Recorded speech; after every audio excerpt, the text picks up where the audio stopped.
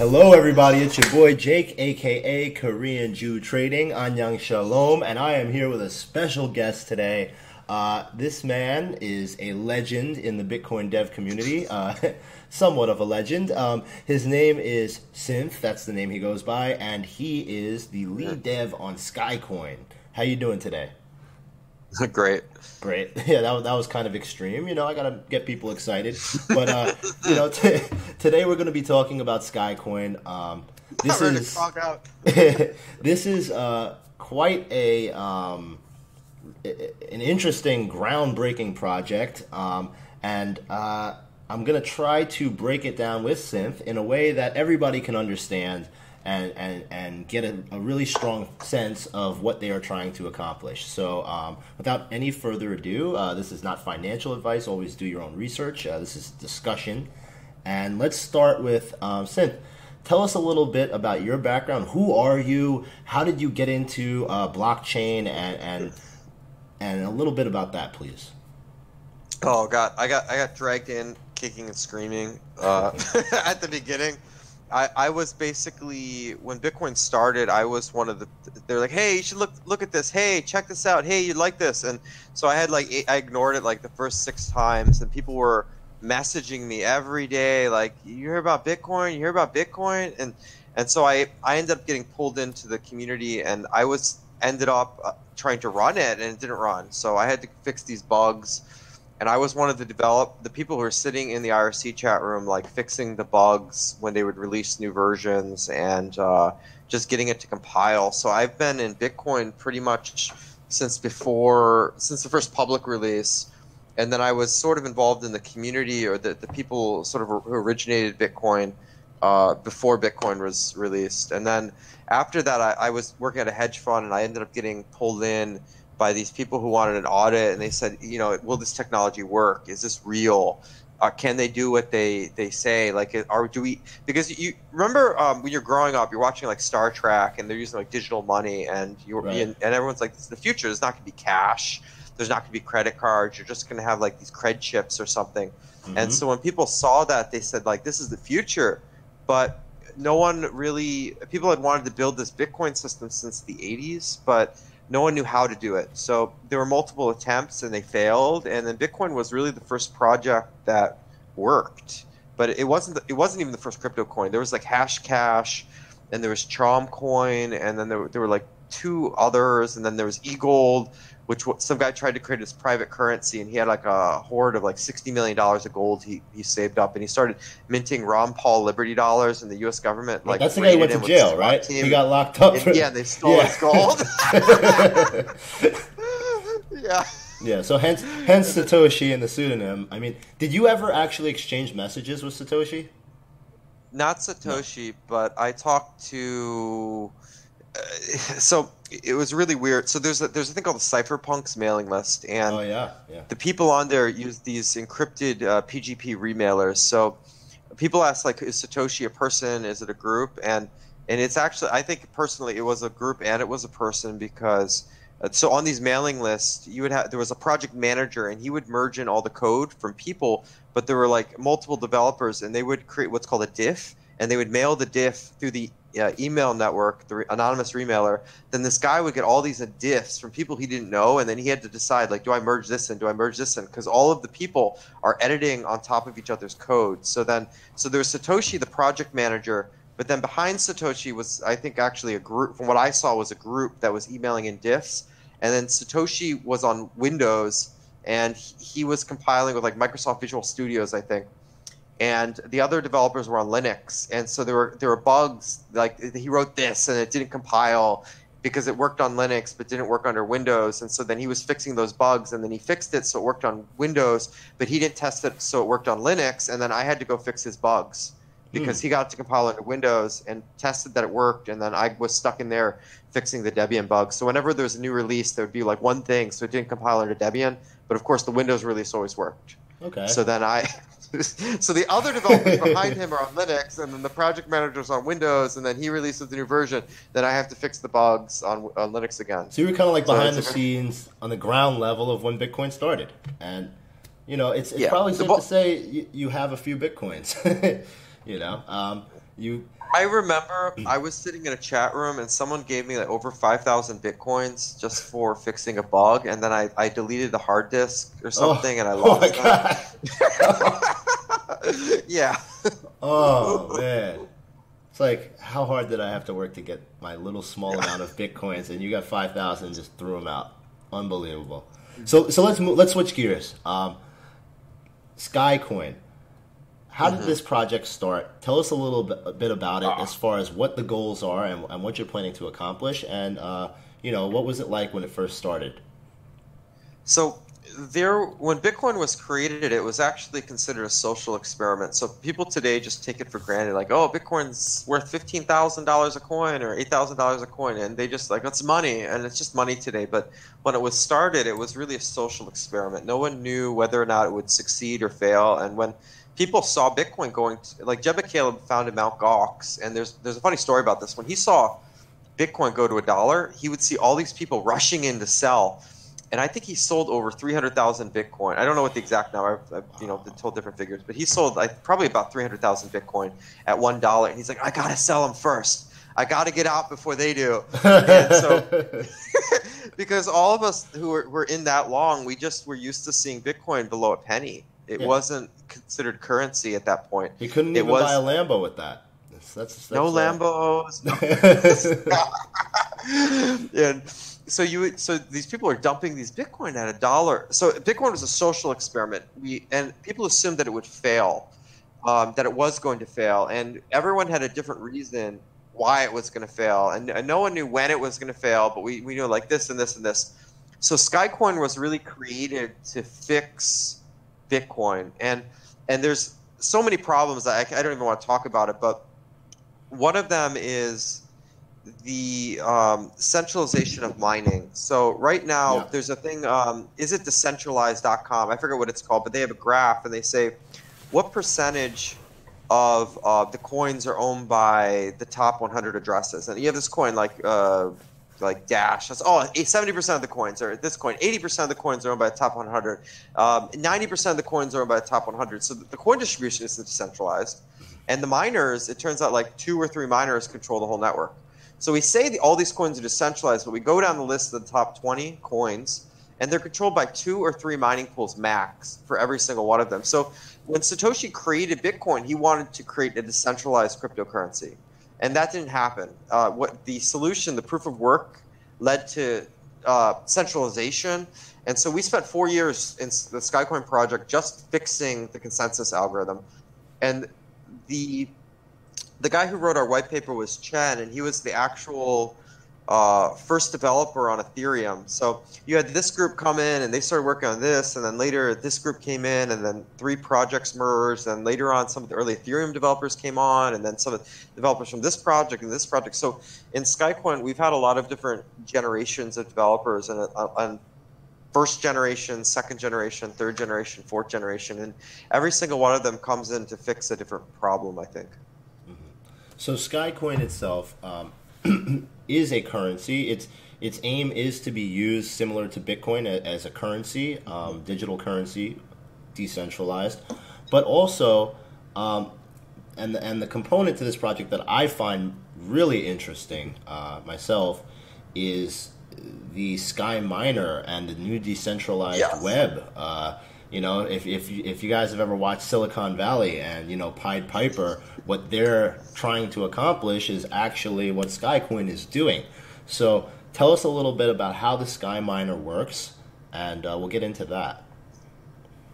So when we had this cryptocurrency and we launched it, and we say, how do we get the coins out to 100 million people? How do we distribute it? So when we were mining in the early days, it was you run a computer program, you get coins, and it was just like a game. The coins weren't worth anything, or you'd actually lose money mining, but it was fun. But then you had 2 or 3 mining pools, and today Bitmain controls the ASICs, and if you're not in the club, you don't get you can't even buy ASICs. Like they'll sell the ASICs. It's hard to get them. It's really hard. You have to buy like 500, 1,000 units at once. Big orders. The average person doesn't have access. Yeah. So, and mining was what really drove Bitcoin at the early days. That's what got Bitcoin to the first 100,000 people. And So we needed to create a substitute for mining, and we didn't want to just give people free coins for creating blocks, because our consensus algorithm, the idea was it only costs 10 cents a month to run our consensus algorithm. We're not running a money burning pit where we're throwing like $500 million a year into a pit and burning it just to do, whoever can burn the most money, on mining equipment is going to be the one that controls the network. We intentionally tried to get rid of that in Skycoin. So we said, no, you don't get coins for creating blocks, because why should you? It's so cheap. And our consensus algorithm is so efficient, it doesn't even make sense to pay people to do it. Like volunteers could do it. So we needed to create a proxy for mining that people could participate in and that would create a user community.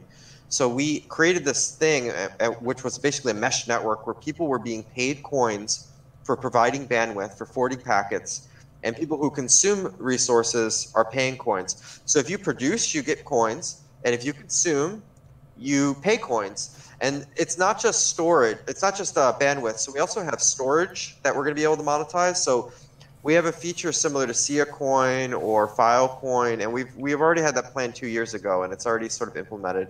And then we have a thing where you can rent out nodes on your SkyMiner for money, which is sort of like Golem or AWS, where you take a node, you run a node, and you can rent out the computational resources of that node to another user. And then we have Skywire, which is where you get paid for bandwidth. So you buy this box and you plug it in and you start getting coins. And we're going to be shipping out hundreds of thousands of these SkyMiners all over the earth, and it's gonna. There's already a map, a Google Maps showing where all the SkyMiners are, and the map is just all the little dots are already blocking out the major cities. Like I can't tell, is that six SkyMiners or 15, or you have to zoom in to see where they are on the map now. It's getting pretty crazy. So Synth, let me try to wrap my head around this, and you tell me if this is correct. So first off. And we also do need to talk about shit. What did I forgot? We'll get to that. Whatever I was going to say, I just totally lost it. But Fiber, was it Fiber? No, it was with the internet. Net neutrality. Yeah, net neutrality. Yeah, that's right. Net neutrality. Okay, so here I'm a guy, right? I've lived in. I'm like a nomad, moving from apartment to apartment. Pre-crypto, I didn't own anything, any property. This green screen is up because my place is all packed up. I'm about to move again. But every apartment I go to, I don't have any choice. They say you either get Cablevision or you get Fios, and that's it. It's either that or the dish, and the dish sucks. Sorry, dish. But and you need your internet. And I've gotten to the point where I don't want cable TV anymore. But over the years, nothing has made me angrier. The service that they give you, you have no choice. It's a total monopoly. They raise the price over and over and over. They just screw you over left and right, and there's no choice. There's no competition. So they can and it's one big company owning all of them anyway. So like the cable company is one of my arch enemies. I always despise them. Number one. Now we have this SkyMiner. I'm a regular guy. Yes. It's my understanding that if I buy this, or I'd have to sign up for the waiting list, and you'll ship it out to me. It's 2 years long, but yeah. yeah. The waiting list is pretty long, but I send you 1 BTC. Is that the price? It's going to go down. It's not going to be 1 BTC when we're shipping out at like 100,000 a month, but yeah. Right. Or do you plan to adjust that price based off of the price of BTC? We're actually going to be doing a networking subsidy, and we're probably like that's a base unit, and we're going to have like a $30 SkyMiner, and we're going to be shipping like 300,000 units a month. A $30 one. That's not even going to be so one that's affordable for everybody that wants to participate. Okay, just so I want to participate. That's down the road. So currently, I have to pay 1 BTC. I get the SkyMiner. I hook this up, and now it's doing what? I'm getting Sky coins for supporting the network as a node.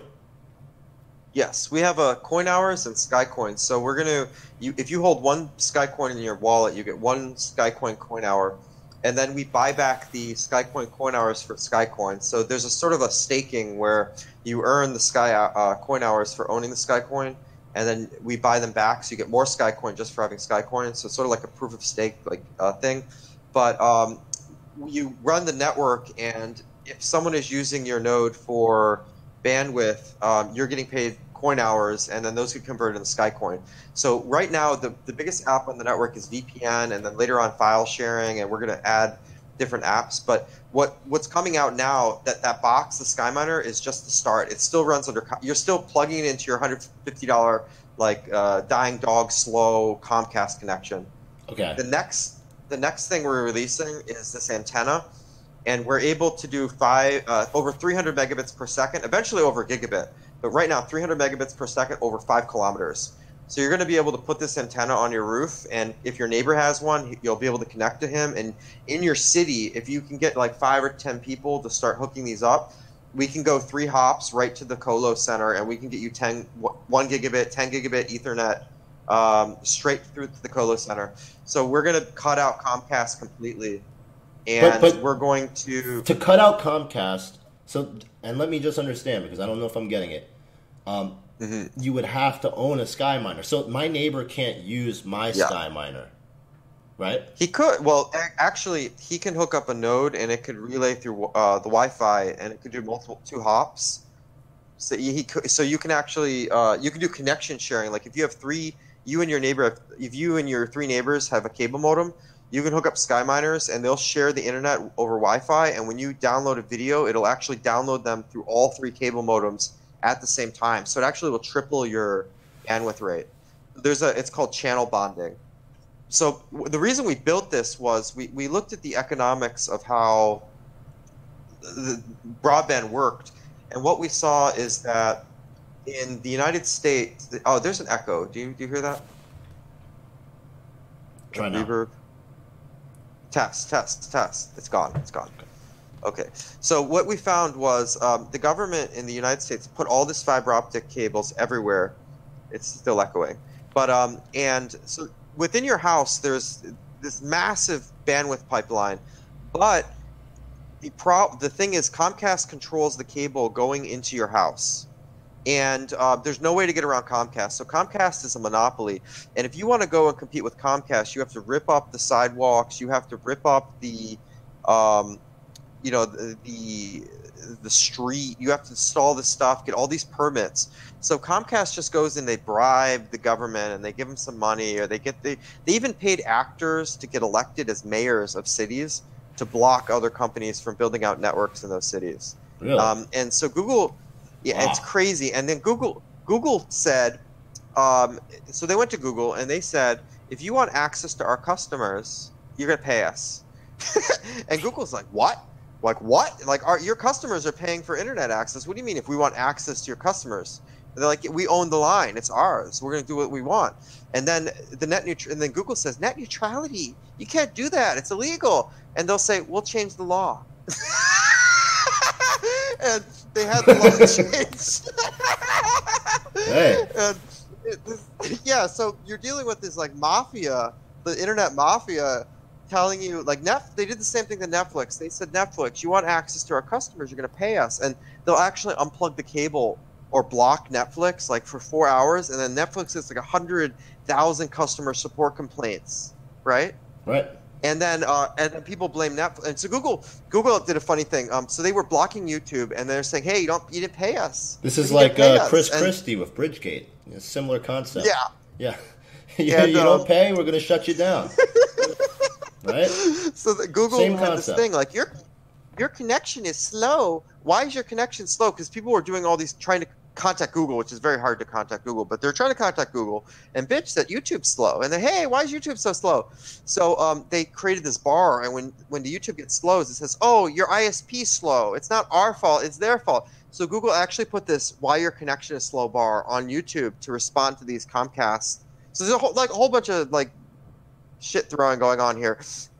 And this is even funnier. So Comcast says, this is our territory, and Time Warner says, this is our territory. And they created this giant map, and they divided up every city in the United States. And it's either Comcast City or Time Warner City.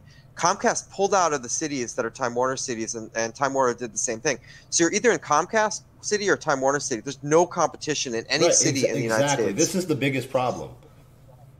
And then it got even worse. They tried to merge Comcast and Time Warner into one company.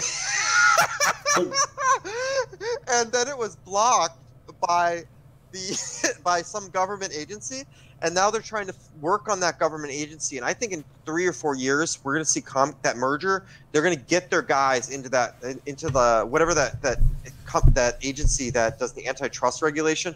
And they're just like they did with net neutrality. Like, okay, yeah, net neutrality, you can't do that. Well, we'll just change the law. And then they go and they change the law, right? And screw you, Google. So we're going to see them go in, and we're going to see them get the merger of Comcast and Time Warner eventually approved, and then there's going to be one internet company in the United States. And they're just it's very funny because and then Google tried to do this thing called Google Fiber, and they said, like, if you come after us, we're going to do our own ISP. But the reality is it's just so expensive, it's never going to work. It may be one city, 2-3 cities. It makes a good story, but the technology, so what we're going to do is so Skywire is just going to bypass them because the fiber optic cables are already there, the bandwidth is already there, the communication protocols we already have done for like 4 years now. We just needed the blockchain in order to be able to settle payments and to reward the people who are running the equipment, and so they can get paid and get a return on investment. And what's really amazing about Skycoin is when you install this equipment, maybe you install a $30 node, you're going to get 4x your money back in a year. So if you could say, am I going to go invest in the stock and get 10% or 5%? It could go up, could go down. Or am I going to buy this network node and I'm going to get 4x my money back minimal within 1 year, plus the mining reward, plus whatever increase in Skycoin price there is. So to us, this was just, it's like a bullseye. It's just like, yeah, we have to do this. And it's not only in, the U.S. isn't actually the worst country. So this sounds like mafia thugs, like shaking people down, but and that's what it really is. But it's not even the worst. I was just in London. We had a conference, and we were talking to the World Bank, and we might be doing a partnership with them in Africa, and they're doing like microfinancing and different things. So we might be doing 4 or 6 blockchain pilots with them, and we're going to talk to them and see what they want to do. But they were telling us in Kenya, in Africa, half of people's income is going to cell phone data.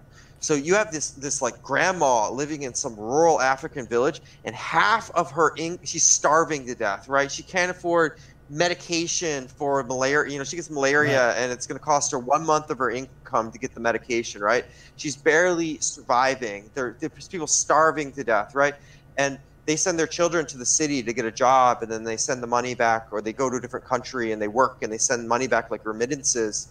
And what's really funny is the companies take like 50% on the remittances. So this person goes to another country, they send money back to their family, and these people are Western Union is shaking them down for 50% of the payments. So in some cases, the fee and the fees are ridiculous. So remittances are a huge amount of money, and also massive fees. So we want to look how blockchain can reduce the costs for remittances in the third world, microfinancing, and telecommunications. So if you have a grandma or someone in a rural village and they're spending 50% of their income on cell phone data, for us, that's just like, okay, we're going in there. So we're going to figure out who we have to partner with, and we have people on the ground, and they're like, give us the sky miners right now. And they want to build like I had this guy in Kenya, and wants to start a factory to produce the sky miners, and they're just like ready to go. And I'm like, software's not ready. We just prototyped this. We only shipped 300 units. We're just starting the factory now. We're still prototyping. The interface doesn't work. You have to know Linux to install this thing. And I'm trying to explain but as soon as this, in a month or two, when this is ready, these people are just like ready to just go in there and to do this, and they're ready to. So in Africa, it's a bit different. We have to do like ham radio, and we have to go from the village, from the like Nairobi, 300 kilometers. So we're going to be doing ham radio, and we're only doing 100 kilobytes per second, because that's all the bandwidth the village needs really for their internet data, for their cell phones. They don't need gigabit. But if you're doing first world, if we're doing San Francisco, we're doing LA, we need 10 gigabit Ethernet. We have to say, you're going to put this on your roof and you're going to get gigabit now. You're not going to have to wait for Google Fiber. It's now. You just buy the equipment, you install it, and you can start running this right now. Don't wait for Google. Don't wait for Comcast. Just buy the equipment and do it yourself. And so, but those are different use cases than in Africa. And in Africa, they're actually rioting. So in the United States, people are getting like, screwed every day by Comcast and Time Warner, but they're not rioting. We're getting screwed by more people than them as well. And this generation, I mean, we have so many creature comforts that, like if this was the baby boomer generation, they wouldn't stand for it. They get in the streets. Yeah. But nobody does that anymore. And part of it is, social media. This whole new time where you don't want to say anything that could be controversial, or else you get smeared forever. So it's really a messed up state that we're living in. But the way I'm looking at this is kind of like, and also a question with this Africa move. Do you guys plan to like just go to some of these third world countries and just hook them up, get it going? Yeah. Because obviously not all of them are going to be able to afford this. So what's really fun? I have one on my desk here. This is the smallest Skywire node. It's just a USB stick. It has a Wi-Fi, and it costs like $15. And so it's not going to be 1 Bitcoin, and we could get the cost down to $5. This will be $3 in 2 years. Really? We're actually talking to an SoC company, and you see how small this Wi-Fi chip is? That's the Wi-Fi chip. It's 300 megabits. It's like Wi-Fi N, like 11 channels. And you see these people. There's an MIT thing called the Fab Lab, and Neil Gershenfeld went into Afghanistan, and they were taking like trash cans and like cutting them open, and they were building Wi-Fi antennas. And you can make this huge antenna, and you can beam internet 50 kilometers with a off-the-shelf Wi-Fi access point. It's not really a technology problem. It's more of a problem of the people who are maintaining the network need to make money on it. And if they can do that as a full-time job, say you have an African and he can make $50 a month being a farmer, or he can make $1,000 a month setting up these Wi-Fi nodes and just collecting coins, he's gonna start setting up the Wi-Fi nodes, so they're gonna be everywhere. It's a tremendous opportunity. So it's just a question about how do we use blockchain to create the economic incentives to build out this network. That's huge right there. Now, when it's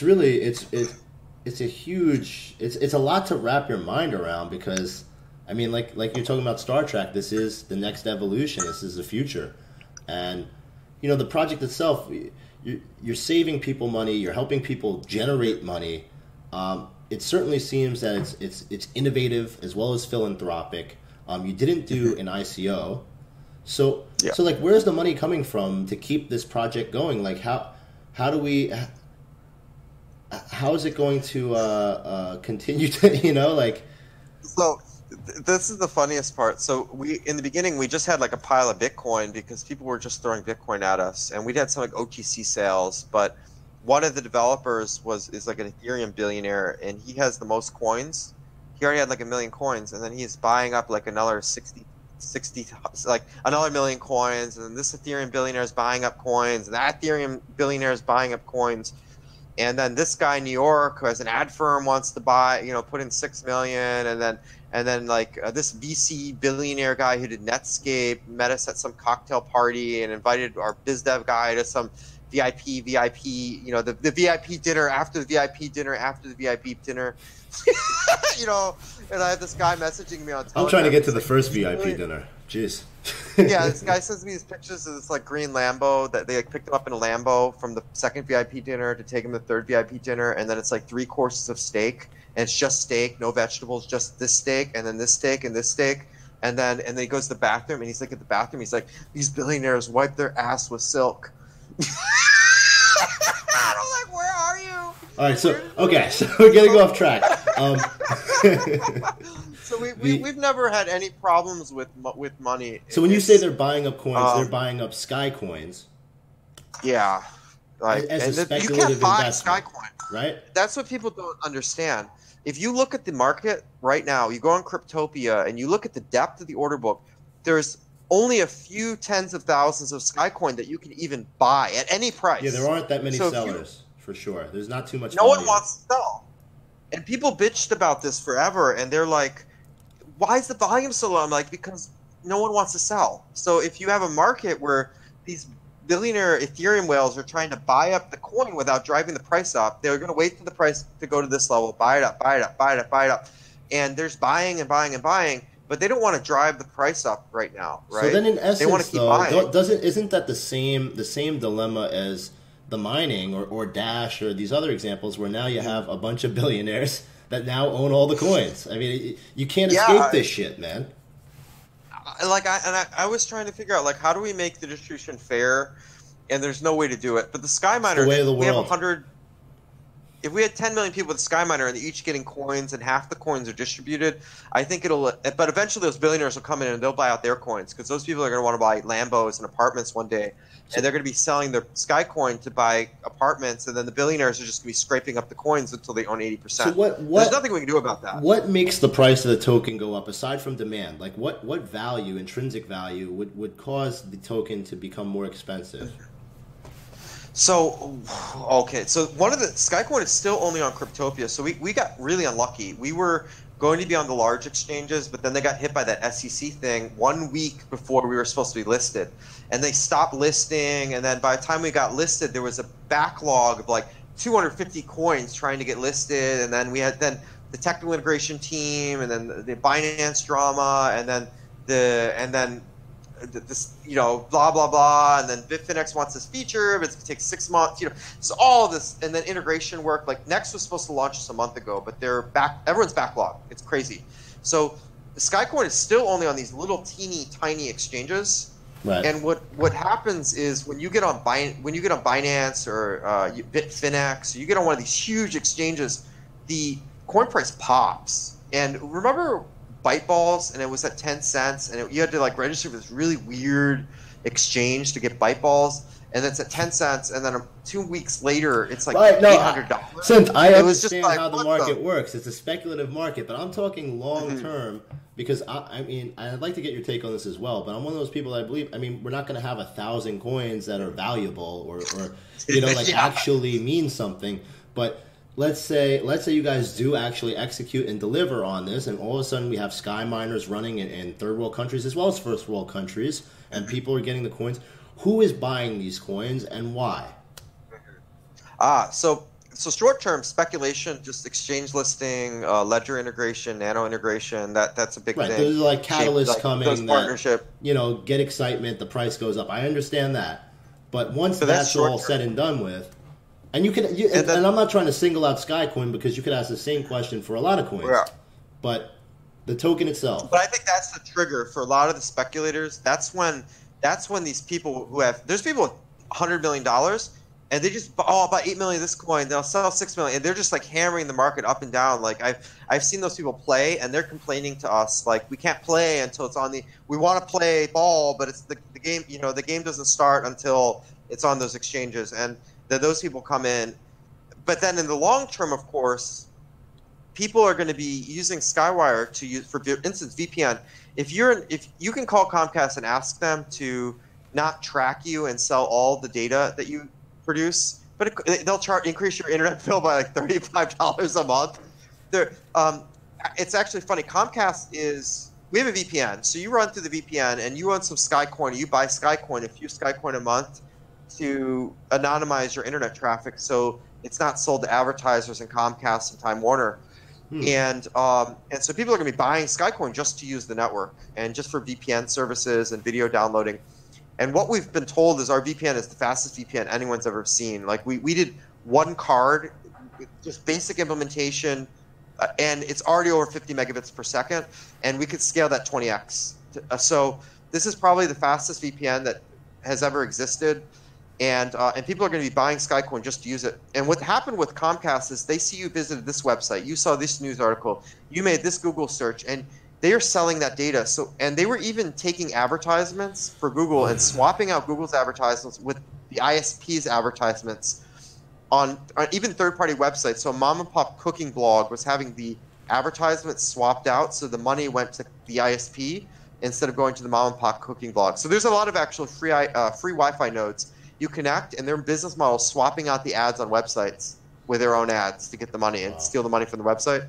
So then Google enabled HTTPS on Google, and then they did HTTPS everywhere. And remember, Comcast was screaming about HTTPS being enabled because then they were losing a lot of money because they were actually selling the search results for your user, your IP address, your cable modem to whoever would pay them money. And they're actually making like 20, 40, 30, maybe $50 a month just selling the data to advertisers. And Facebook does the same thing, and all these companies do the same thing. So we're entering a period now where the net neutrality, the privacy, the Snowden revelations, no one cared about it before that, but it's really just starting. This isn't an issue that's going to go away in the next 5 years, 10 years, 20 years. It's not an issue that's going to be solved. It's an issue that's going to be with us continuously. And if you're a business, for instance, and you have competitors, do you want everything your employees are doing on the internet? Do you want that sent to your competitors? Do you want your ISP selling that data to anyone who will buy it? Just for human rights' sake, forget business. How do we? No, how do we raise awareness to this to the point where we get people pissed off? They're paying $40,000 a month for this freaking internet service that like relays. They basically have like a company that has something like a SkyMiner that relays all of their internet service through a data center that's supposed to be encrypted, military grade, whatever. We rotate your IP address every hour. Every different computer gets a different IP address, and they rotate. And we scrub your metadata. They're paying $40,000 a month for this thing that is 50% of what the SkyMiner does. I know these companies. And what's even worse, when I worked in financial services, I would meet these people. And one of them was like, there's like a financial firm, and they say, oh, do you want to know what news articles the employees at JP Morgan are reading? Wow. And I'm like, what do you mean? Like, what do you mean? And I'm like, wait. You have the websites that the employees are reading, like from the corporate website or the personal website? It's like, well, we can do both. I'm like, well, what? Where do you get that data? Are you stealing it? I'm like, no, it's completely legal. I'm like, would you buy it? And so there's these like companies, and all they're doing is there's these ad networks, and there's like 15 different ad tracking platforms, right? And when you open up New York, there's this plugin you have to install. It's not Ghostly. Ghostly is the one that blocks it, but it shows you all the advertising trackers. You go to New York Times, there's at least 15 analytics decks that are loading every time you click a website. And every single person is buying that data and selling it. And then this guy compiles the data, and it's sold to a demand-side platform company. And demand-side platform looks at your IP address, and they try to sell an ad, and they say, do you want this ad impression? And the computer says yes, no, and the company gets to decide whether or not they buy an individual ad impression based on an IP address. But then that data gets siphoned up into another company in the Cayman Islands. Then that company will then go sell the data to this other company, and that company started buying up the data for the IP range for like JP Morgan, Goldman Sachs employees, probably right down to their personal IP addresses for their cable modems at home. And they're like, well, and then they aggregate that data, and then they try to resell it on to some other firm. And they could say, well, Goldman Sachs employees are looking at energy stock company article, and who knows who consumes that data or what they're doing with it. But the advertising tracking, this isn't going away. It's going to get worse. We were even going to have a service on Skywire where if you're have some static content like a blog or the news articles you read, it'll grab them on the server and then serve it from our server statically without the ad tracking, so that you're not even on the internet. It downloads it into your personal internet and serves you the content from within your own internet, so that the tracking things can't figure out what you're reading. All right, so we're 2018, almost halfway through the year. Well, we're getting there. Where do you see Skycoin by the end of the year?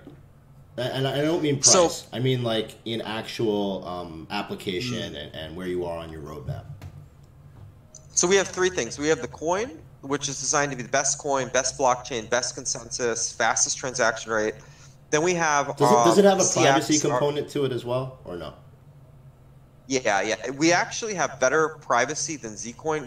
We have what's called CoinJoin, which has all the advantages of Zsnarks and Zcash, but with none of the downsides. So we figured out how to... No. So this is very funny. There's two currencies in Skycoin. There's coin hours, and they're off blockchain, and then Skycoin. So you convert your Skycoin to coin hours, you shuffle, and then you go back, and the coin hours can do like 10,000 transactions a second off chain. So there's no public record, and then you get Skycoin on chain. So you convert Skycoin to one currency, and then you convert back, and there's no linkage between the Skycoin coming in and coming out. So there's complete privacy. That's something that you guys should talk about more, because honestly, going into Wow. this, I wasn't sure. But, you know, It privacy scares coins the are very exchanges. important as well. It's important. Some of the exchanges, you do KYC. They're kind of KYC up the ass right now. Yeah. I don't even know if I want to talk about that. Oh, okay. All right. All right. So it's not private. But it's there. It's there. It's there. We don't- It's not and we being had- used. Okay. Okay. Now, So we're going to launch our hardware platform. wait. We're launching Let's stick to the coin for 1 second, and we won't talk about Yeah. privacy. The mining, your algorithm, there is no transaction fee, correct? No. Well, we have coin hours, but yeah, it's basically free. Basically free. So in comparison to Bitcoin, that solves another major problem where it makes it a practical currency that people can use.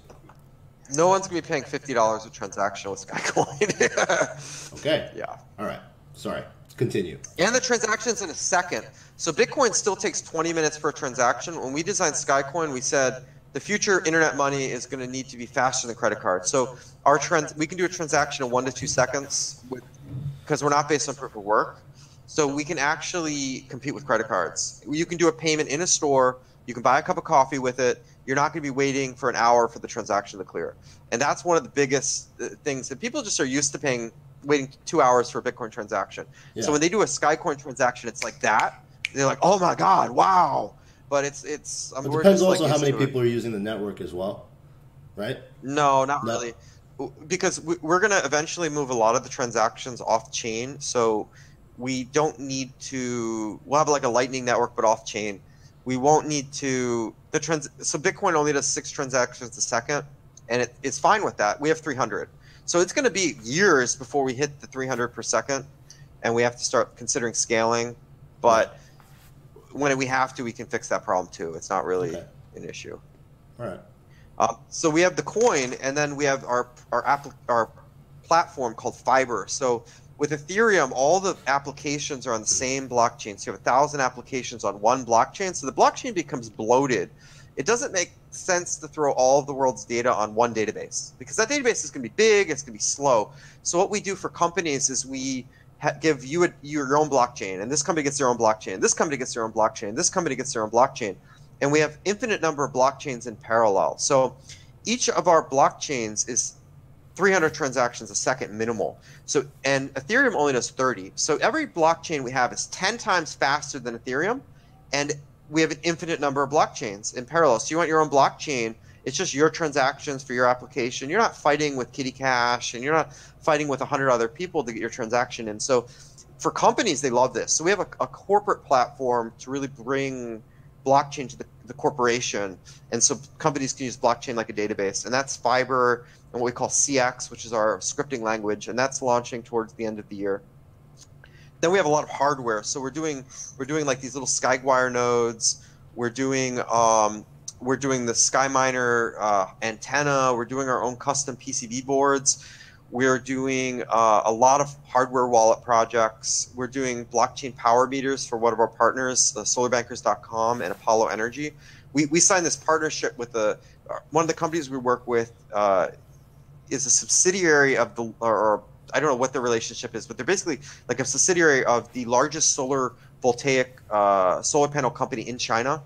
And they're doing solar panel pilots. And so this company is like a subsidiary doing blockchain pilots. And they're doing a pilot project in Australia. So we're designing these blockchain power meters so people are going to be able to pay their utility bill on blockchain for electricity. And we're doing hardware to actually do this for our corporate partners and our partnerships.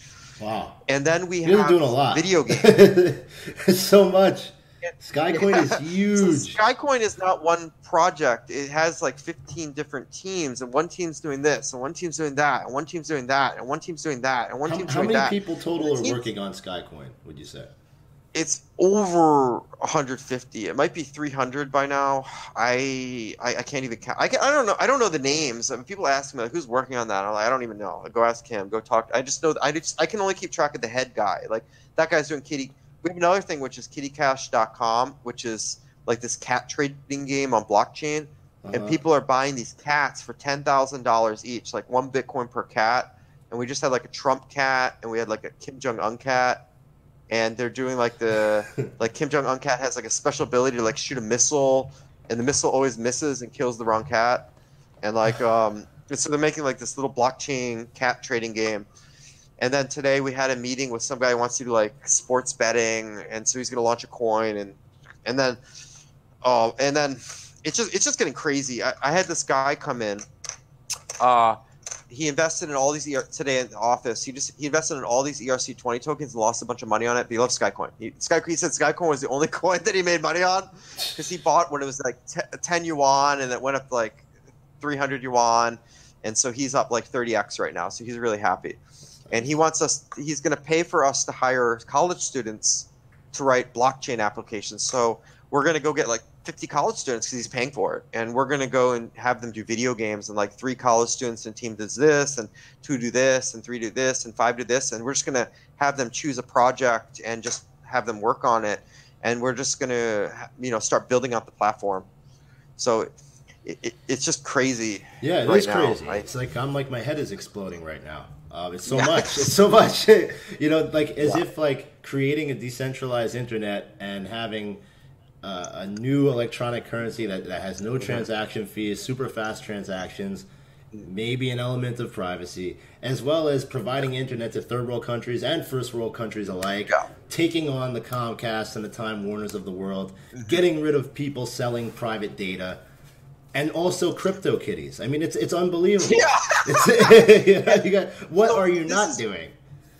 And this is the crazy part. So I thought the banks were against Bitcoin, and these people, I thought they were going to destroy Bitcoin. I was 100% sure like all the developers were going to get killed. So most of the developers and the billionaires, they're very private. They don't publish their names. They're not on advisor boards. They're just very quiet people that are hiding because they always expect a government crackdown. Yeah. And from the beginning, like all these people doing these ICOs and registering with the SEC, we think they're idiots. Like we're like, we thought these people were going to come in and like throw people in prison and fine them, and that they were going to crush this. And what I found out when I started working in blockchain was all these bankers and these people managing pension funds and like sovereign wealth funds and like these billionaires who own oil wells, they all hate the bankers. They hate the banks. And like, another guy was like, I bought my own bank because I hate these people. So I had to buy my own bank because I'm sick of being screwed by these people. I'm with you. These are the biggest crooks in the world, man. They're walking down Wall Street and they're hey, how you doing? I just ripped this guy off for a couple mil. I ripped this guy off. We fucked the whole country over. Okay. Like that. Sorry, guys. I just scammed this smug for $20 million. Here's my new yacht. Here's my new Lambo. Look. But what happened is, so these people were supporting blockchain. So the government tried to come in. They stopped them. They dragged their feet. And they had these Senate hearings. And there's a senator, and he's like, okay, guess what? U.S. dollar's dead. Guess we better use Bitcoin. Because all these people are like, oh, nothing we can do about it. And then what happened this year was incredible because all these people from Goldman Sachs, JP Morgan, and the largest banks started leaving their jobs to do ICOs and start coins. So all the people that were running the banking industry before are leaving to go into blockchain. So it's just crazy. One of the coins they're doing is Yacht Coin, and it's some ex-Goldman Sachs guy who's going to buy like 20 yachts and do like yacht timeshares on the blockchain. And then there's this banker, and this insurance company, and this. So when you see the banks, like the people leaving the banks because they think they can make more money in blockchain, it's basically over. I think what I'm seeing now is the richest families, like the family owns New York, and they're buying up all these crypto companies. And this is like some person messaged me about this coin and like, have you heard of this coin? I'm like, no, what is it? What do they do? It's like, it's some smart contract platform. I'm like, no, I never heard of them. And it's like, well, this family invested in them. And I'm like, they invested $40 million. And I'm like, who is that? Like, who's that family? It's like, oh, they're one of the richest families in China. I'm like, what? So you have this family that like owns everything, and they're buying up all these crypto advertising companies, all these crypto exchanges, all these, trying to buy crypto wallet companies, trying to buy coins, trying to buy companies doing ICOs, trying to buy smart contracts platforms. So the people who actually own the existing financial system are realizing that the new financial system is going to be built on blockchain and that they need to own it. And they're rushing into blockchain and they're buying up everything. Like one of my friends had a WordPress blog. It was like some blockchain news website, and they bought it for $5 million. They bought his freaking look at what WordPress happens to a blog. stock when they put the name blockchain in it. I mean, I go to these meetups in the city, and the people, they're not what you would expect. These are heavy hitters with big money, and it's like their noses are wide open. They want everything they can get. And when people think that cryptocurrency and Bitcoin has seen its peak, I mean, they're really out of their mind. This is just the beginning. I saw this guy.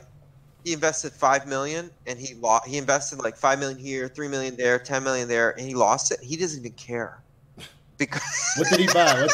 What did he buy? Did he buy Tron or Verge?